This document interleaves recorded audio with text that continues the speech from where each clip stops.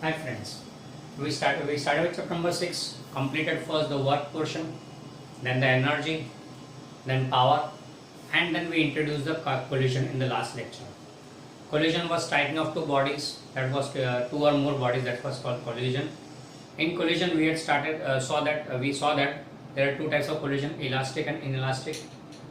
Inelastic collision we did completed last time in the last lecture. Let's continue with elastic collision. Now elastic collision यानी क्या? तो पहली बात तो collision means striking of two or more bodies, that's collision, and during each collision momentum is conserved. तो total momentum remains constant, ये तो हमने देखा था. During each collision momentum remains constant, total momentum is constant. And elastic है इसलिए kinetic energy also remains constant. यानी कि before collision after collision total momentum is same, and before collision after collision total kinetic energy is same. ये elastic collision का meaning हो गया.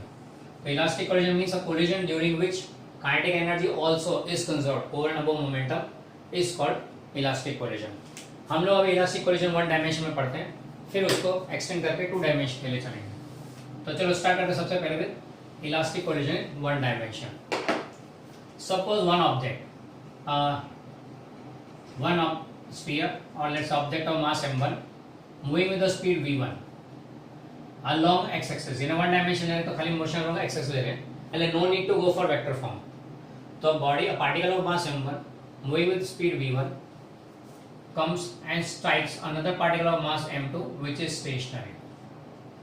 Okay, another particle of mass m2 which is stationary. तो moving body collides a stationary body, ये ले रहे हैं हम लोग, बराबर है. तो बिफोर कोलिजन सिचुएशन क्या है? बिफोर कोलिजन मास m1 स्पीड v1, दूसरे पार्टिकल का mass m2 speed v2, v2 is 0. Therefore pi total momentum initially m1 v1 plus m2 v2 equal to m1 v1, बराबर है. लेट्स से v1 i बोल देते हैं. v1 is v1 i initial, v2 is 0. तो ये हो जाएगा m1 v1 i, v2 तो 0 h3. फिर total kinetic energy initially is half m1 v1 square पहले वाले का, हाफ m2 v2 स्क्वायर दूसरे वाले का kinetic energy, and this will come out to be half m1 v1 i का square. बराबर. फर्स्ट पार्टिकल का इनिशियल वेलोसिटी यानी बिफोर कोलिजन. फिर after collision, after collision let's say mass m1 पहले particle का, दूसरे का पहले का speed is v1f after collision, दूसरे का मास m2, दूसरे की स्पीड v2f. ओके, हमारा टारगेट है v1f एंड v2f ऑब्टेन करना है.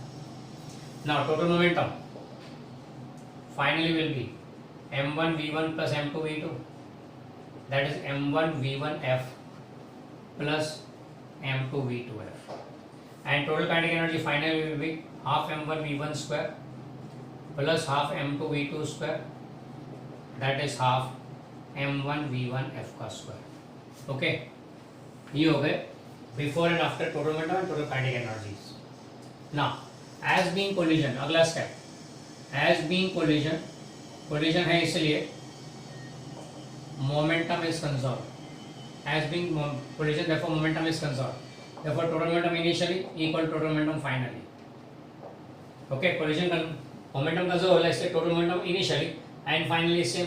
चलो वैल्यू पुट अप करते हैं. तो इनिशियल में m1 v1 i is equal to m1 v1 f plus m2 v2 f. Okay, ये हो गया, फॉर्मूला अवेलेबल हो गया.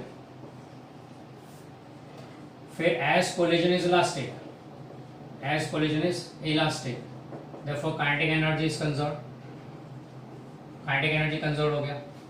तो therefore ki equal to kf, total kinetic energy initially equal total kinetic energy finally. Formula रख देते हैं यहाँ पे. इनिशियल का हाफ m1 v1 i का स्क्वायर, फाइनल का हाफ m1 v1 f का square plus half m2 v2 f का स्क्वायर. हाफ कॉमन निकल के उड़ जाएगा. तो देखो what we get is m1 v1 i square is equal to m1 v1 f square plus m2 v2 f का square. Let's say equation number 2. दो equation हो गए, दो अननोन है. टू इक्वेशन है, two unknown, v1f and v2f. दो equation दो अनंत तो आराम से सॉल्व हो सकते हैं, बराबर है। इन दोनों को सॉल्व करें। So we are not to going to the solutions, if you can then go ahead get the solution. पर अभी तो फिलहाल हम लोग युक्त है solving 1 and 2, what we have is v1f will be equal to, v1f का फॉर्मूला क्या आएगा, ये सॉल्व करोगे बाद में, will be m1 minus m2 upon m1 plus m2 into v1i, ये आएगा v1f का फॉर्मूला। एंड v2f का फॉर्मूला क्या आएगा, तो v2f will be equal to twice m1 upon m1 plus m2 into v1i, ये फॉर्मूला आएगा दूसरे का, बराबर है। तो this is the formula on solving these two, यानी दोनों की फाइनल स्पीड मिल गई सॉल्विंग 1 and 2। हाँ, if you are interested and you can definitely go for the solutions. इसका सॉल्यूशन कैसे करना है, थोड़ा मैथ्स पे है, मैथ्स का प्रैक्टिस भी हो जाएगा, बराबर है। एग्जाम में देना जरूरी नहीं है, एग्जाम में if you give it directly like this then is fine. अच्छा, अब हमने केस क्या लिया यहाँ पे, a moving object is colliding a stationary object, a moving object is colliding a stationary object, ऐसा लिया हुआ है। And we get after collision दोनों की स्पीड कितनी होगी, उसका फॉर्मूला मिल गया हमें।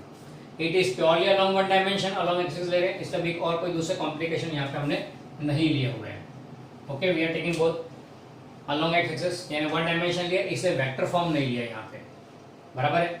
चलो, तो ये हो गया formula first and second particle का आफ्टर कोलिजन, स्पीड कितना होगा उसका फॉर्मूला आ गया। इसके ऊपर से तीन केसेस बनते हैं, इसके ऊपर से तीन केसेस बनते हैं क्या, तो इसके केसेस नोट कर लेते हैं। केसेस, पहला case when m1 equal to m2, अगर दोनों का मास सेम होता तो क्या होता, दोनों इक्वल मास के होते तो क्या होता, तो m1 इक्वल टू m2 ले लो यहाँ पे, तो v1f क्या आएगा, m1 minus m2 will be 0, यानी इन that case v1f will be 0, बराबर है। एंड v2f क्या आएगा, तो m1 m2 both are same, तो ये डबल हो गया, 2 2 कैंसिल हो गया, v1 आएगा, तो v2f will come out to be v1i। मतलब ये सिचुएशन सोचो, तो अगर दोनों इक्वल मास के हो तो टकराने के बाद one which was moving become stationary and stationary body starts moving at the same speed. पहला वाला स्टेशनरी हो जाएगा, दूसरा उतनी स्पीड से आगे बढ़ेगा, यानी when a moving body collides with an equal mass which is stationary, तो मूविंग बॉडी आगे स्टेशनरी हो जाएगा एंड ये उतनी स्पीड से आगे बढ़ जाएगा। That will happen when if both of them have equal मास, दोनों का मास अगर सेम हुआ तो ये हमको मिलता है देखने को। बिलियर्ड्स हमने काफी बार स्नूकर में देखा है कि हिट करते हैं तो बॉल वहां स्टडी हो जाता है, दूसरा बॉल आगे बढ़ जाता है, पुट हो जाता है होल में। कोई सिचुएशन यहाँ पे आ जाता है when both have same mass. Okay, second case लेते हैं, व्हेन सेकेंड केस ले रहे हैं when m1 is very much bigger than m2, m1 की वैल्यू m2 से बहुत ज्यादा है, यानी m1 is quite heavier as compare to m2, यानी कि m2 is negligible mass, negligible है इसलिए नेग्लिजिबल ऐसा मानते हैं, यानी कि वी टेक इट एज 0, तो m2 0 ऐसा मान के चलते हैं, यानी heavy body collides with negligible mass, तो m2 को 0 लेते हैं अगर इक्वेशन में, ये फिजिक्स के हिसाब से नेग्लिजिबल है सो उसको 0 ले रहे हैं सम फॉर्मूला में, तो m2 इज 0, तो m1 अपॉन m1 आ गया, m1 अपॉन m1 तो ये 1 हो जाएगा, तो what we had is v1f in that case will be equal to v1i, यानी first body will continue to move with the same speed, first body will continue to move with the same speed, उसकी speed after the collision will be same. अगर heavy body आके lighter body को strike करता है तो heavier body तो उतनी speed से मेंटेन करेगा आगे, लाइटर बॉडी का क्या होगा ना, m2 इज नेग्लिजिबल तो ये 0 है, तो रहा m1, तो 2m1 अपॉन m1 यानी ट्वाइस हो गया, तो in that case v2f will be equal to twice v1i, यानी क्या होगा, जो लाइटर बॉडी है स्टेशनरी था वो डबल स्पीड से आगे जाएगा, हैवियर बॉडी तो कंटिन्यू करेगा सेम स्पीड से, lighter body will move with double speed, double speed से आगे बढ़ेगा। सिचुएशन कैसा है, मान लो एक 1 is a truck, 2 is a cycle, तो ट्रक के कंपेयर में साइकिल का मास तो नेग्लिजिबल है, तो ट्रक आके टकराता है स्टेडी साइकिल को, तो स्टेशनरी साइकिल को, तो ट्रक तो उतनी स्पीड से ही कंटिन्यू करेगा, truck will continue to move with the same speed, cycle will move with double speed, लगेगा टक्कर लगेगी तो साइकिल तो डबल स्पीड से भागेगी, यहाँ देखने को मिल रहा है। ओके, सो अगर m1 is quite heavy as compare to m2 तो क्या। तीसरा केस आप समझ गए क्या करना है, थर्ड केस में थर्ड केस में we are taking when m1 very much smaller than m2, यानी lighter body strikes a heavier body. अब इस केस में ये नेग्लिजिबल है, यानी कि 0 लेते हैं इसको, ये नेग्लिजिबल है इसलिए इसको 0 ले लेते हैं m1 को। अब m1 को 0 लेते हैं, v1f का क्या होगा सोचो, क्या हो रहा है, लाइटर बॉडी स्ट्राइकिंग है heavier body which is already stationary. Stationary truck को आके साइकिल टकराए तो क्या होगा, देखो क्या होता है, m1 इज 0, m1 0, m1 0 है तो माइनस m2 अपन प्लस m2 माइनस 1 आएगा, तो v1f will be equal to minus v1i। जितनी स्पीड से आया था उतनी स्पीड से उल्टा जाएगा, माइनस मतलब क्या, रिवर्स डायरेक्शन। तो लाइटर बॉडी अगर हेवियर बॉडी को स्ट्राइक करेगा तो टकरा के उतनी स्पीड से वापस जाएगा। हेवियर बॉडी का क्या होगा, अगर m1 0 है तो ये तो 0, तो v2f will be 0, यानी stationary body will remain stationary, the heavier body will still remain stationary. क्या बराबर है, पहले भी 0 स्टेशनरी था, अभी भी स्टेशनरी। क्लियर। तो तीनों केस है, अगर दोनों का सेम मास है तो अगर ये हेवियर है, हेवियर बॉडी लाइटर बॉडी को स्ट्राइक करता है, ये लाइटर बॉडी हेवियर बॉडी को स्ट्राइक करता है। तीनों केस हमने यहाँ पे डिस्कस कर लिया, बराबर। अब ये केस कौन से, एक मूव करे दूसरा स्टेशनरी है, वन इज मूविंग अंदर स्टेशनरी, वो अलग केस हो गया ना। हमने नोट्स में इससे थोड़ा अलग लिया हुआ है बुक के हिसाब से, पर ये कराना मुझे जरूरी लगा, इससे मैंने करा है कि stationary body sorry moving body strikes a stationary body, ये वाला डेरिवेशन ले लिया। ओके, स्कूल्स की एग्जाम में, स्टेट बोर्ड की स्कूल एग्जाम्स में नॉर्मली ये केस पूछे जाते हैं। Elastic collision one dimension, a moving body striking a stationary body. Okay, तो ये आपको नोट्स में नहीं मिलेगा, please copy it down. Notes का क्या है वो मैं इसमें समझाता हूँ आपको बाद में, ये कॉपी कर लेना तीनों केसेस के साथ, केसेस भी डिस्कस नहीं किया हुआ इसमें, बराबर है। तो नोट्स में पूरा पूरा नोट अवेलेबल है, इसलिए please please please do write it as an extra question in your notebook. Okay, तो प्लीज कॉपी इट डाउन।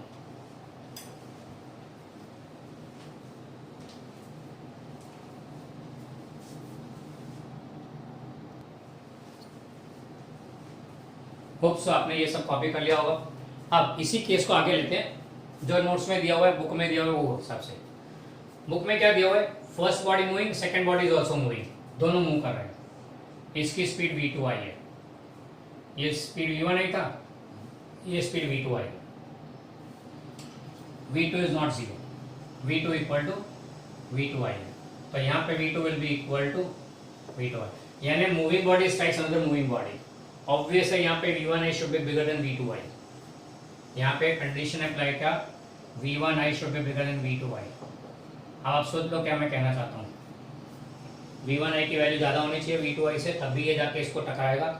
अगर ये कम होगा v1i v2i से तो सोच लो ये धीरे धीरे आ रहा है, ये फास्ट भाग रहा है, तो कहाँ कोलिजन होना है। ओके, तो ये पहले से एक्सेप्टेड है कि v1i is bigger than v2i। अब ऐसे केस में फर्क क्या पड़ेगा, हम लोग उसी डेरिवेशन में करेक्शन कर रहे हैं। यहाँ पे स्टडी था 0 था, उसको v2i कर दिया, तब यहाँ पे v2 is non zero, total momentum में v2 इज नॉन जीरो, तो वो टर्म ऐड कर देते हैं m2 v2i, इतना फर्क पड़ रहा है। फिर काइनेटिक एनर्जी में भी half m2 v2 square, v2i is non zero, तो यहाँ एक और टर्म ऐड कर देते हैं प्लस हाफ m2 v2i का स्क्वायर। ओके, क्लियर, ये टर्म ऐड हो गए, ये तो ऐसे, इसमें तो कोई फर्क नहीं पड़ना है, this will be as it is. ये शायद मैंने लास्ट टाइम नहीं लिखा था, वो लिख लेना, ये टर्म रह गया था। ओके, अच्छा, अब as being collision momentum is concern, momentum में लेफ्ट साइड पे एक ही टर्म था क्योंकि पहले one was moving other was stationary, अब तो दोनों मूव कर रहे हैं, तो m2 v2i ऐड करना पड़ेगा यहाँ पे।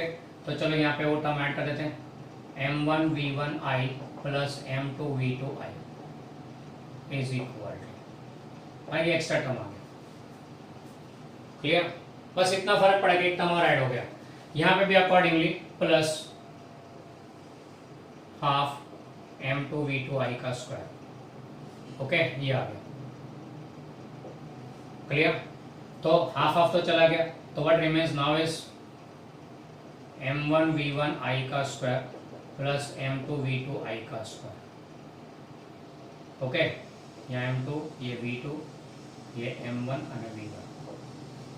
ओके, ये हो गया। अब फिर से दो इक्वेशन, दो अननोन, दो इक्वेशन दो अननोन, कौन से दो अननोन है, v1f ने v2f, तो सॉल्व करना बस, दैट्स ऑल। सॉल्व करोगे equation 1 and 2, same to same equations ये, खाली एक एक्स्ट्रा टर्म m2 v2i वाला आ गया, बराबर है। तो अब फर्क क्या पड़ेगा इस फॉर्मूला में, ये फॉर्मूला भी सेम टू सेम रहेगा, खाली एक टर्म ऐड होंगे, प्लस समथिंग प्लस समथिंग, बराबर है। ब्रैकेट में ब्रैकेट रहेगा, यहाँ v2i वाला टर्म आ जाएगा, प्लस समथिंग इंटू v2i, पहला टर्म v1i वाला है, v2i आ गया। फिर दोनों ब्रैकेट में नीचे m1 plus m2 as it is रहेगा। मैं आपको बेसिक आइडिया बता रहा हूँ how to write the formula, तुम्हारे लिए इजी हो जाए इसलिए, बराबर। अब इधर का माल उधर न उधर का माल इधर, न्यूमरेटर में इधर का माल उधर न उधर का माल इधर, याद रखो 1 की जगह 2 ने 2 की जगह 1, यानी m1 की जगह m2 लिखने, m2 की जगह m1 लिखने का। अब इधर का माल इधर लिखेंगे तो 2m1 will become 2m2, and इधर का माल इधर तो m1 माइनस m2 तो उसका लिए m2 minus m1, m2 minus m1, clear. ये हो गया फॉर्मूला, दैट्स ऑल, इतना ही है, इतना है ऐड हो। अगर पहले वाला केस है ना तो v2i को 0 करना पड़ेगा, v2i 0 हो गया तो ये टर्म चलेगा, आपका पहले वाला इक्वेशन रेडी। तो पहले वाला जो क्या हो इसका एक स्पेशल केस हो गया, one is moving other is not moving, okay. तो how to write this equation, ये याद है अपने पहले वाले केस में हमने ये लिया था। अब इधर अदला बदली कर दो, इधर का माल उधर उधर का माल इधर, तो ये 2m m1 m2 अदला बदली, तो this will be the case. You can also put minus n here and m1 minus m2, तो ये एज इट इज आ जाएगा। फिर नहीं तो मैं तो बोलता हूँ कि भाई ऐसे ही रहने तो प्लस करके m1 की जगह m2 m2 की जगह m1 कर दो, okay. So that is the solution. फिर इसके 3 केसेस, वही m1 इक्वल टू m2 होगा तो क्या होगा, फिर m1 is very much bigger than m2 होगा तो क्या होगा, m1 is very much smaller than m2 होगा तो क्या होगा, यानी हैवियर बॉडी, पहले दोनों का मास इक्वल हो तो क्या, heavier body striking lighter body या lighter body striking heavier body, 3 cases हो जाएंगे यहाँ पे। इसमें हमारे लिए ज्यादा इंपॉर्टेंट कौन सा, दोनों का इक्वल मास हो तो क्या होगा, दोनों का equal mass m1 equal to m2 हुए, m1 इक्वल टू m2 तो ये 0 हो गया, एंड यहाँ पे 1 आ जाएगा, तो v1f इफ केसेस में अपने एक ही केस डिस्कस करें यहाँ पे, first one when m1 equal to m2, ये हमारे लिए ज्यादा नोटवर्दी है, दोनों का मास इक्वल होगा तो v1f will be equal to v1f will become equal to v2i and v2f will be equal to v1i, क्यों, क्योंकि ये टर्म 0 हो जाएगा उसमें, यानी 1 की स्पीड 2 ले लेगा, 2 की स्पीड 1 ले लेगा, बराबर है। 1 will achieve a speed of 2, initial speed of 2 and 2 will achieve initial speed of v, यानी दोनों का मास अगर इक्वल है तो इसकी स्पीड इसको ना इसकी स्पीड इसको, स्पीड से इंटरचेंज रहेगी, बस उतना है, ओके। तो ये हो गया case in which both of them are moving, one dimension ही अभी, पहले हमने लिया था one moving, a moving body striking stationary body, अब ये लिया हमने moving body striking moving body, okay. तो ये उसके बारे में होगा, जस्ट गो थ्रू इट, कहीं पे तकलीफ पड़े तो बोलो, नोट्स में ये दिया हुआ है, ओके। एंड इसके केसेस डिस्कस किए हुए, सी द केसेस केयरफुली, जो वेरी स्मॉल है उसको नेग्लिजिबल 0 लेके चलने का, फिर इसका रूल है कि double imply double greater than आता है, मतलब the smaller one is negligible तो उसको 0 लेके हम लोग चलते हैं आगे, that's the way we do it, okay. ये हो गया most elastic collision in 1 dimension. इसके बाद हम लोग चलते हैं elastic collision in 2 dimensions.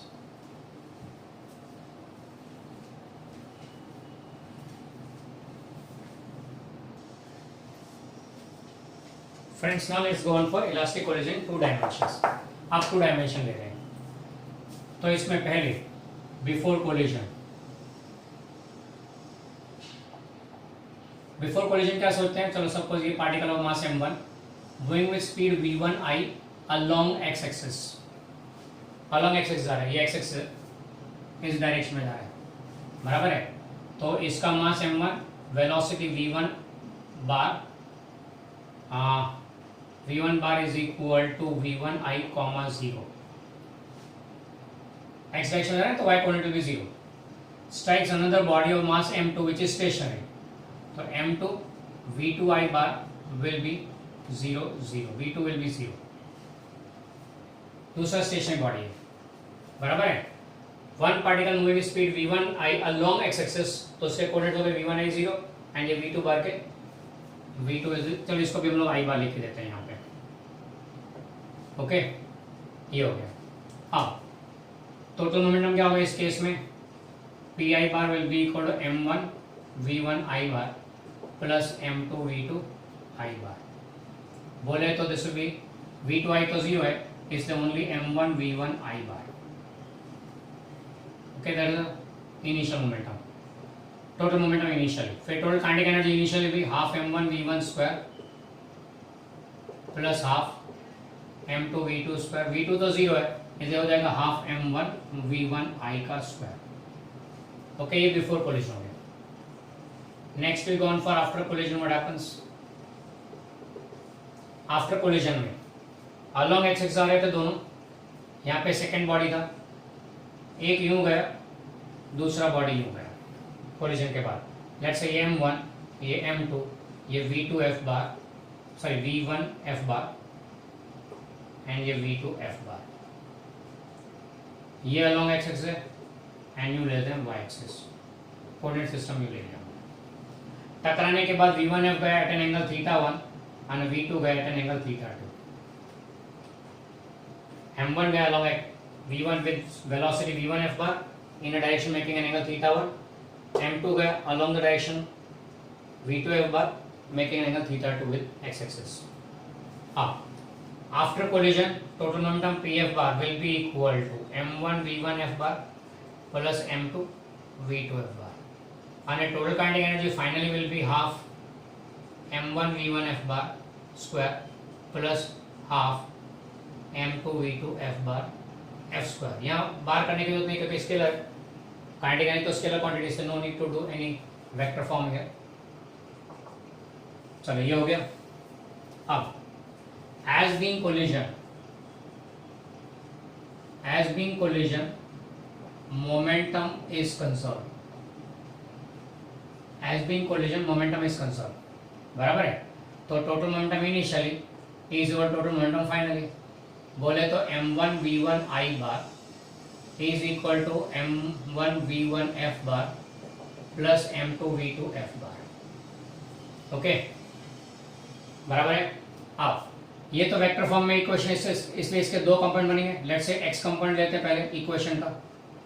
x component तो m1 इंटू v1 I का x कंपोनेंट है, v1 I बार का x कंपोनेंट v1 है.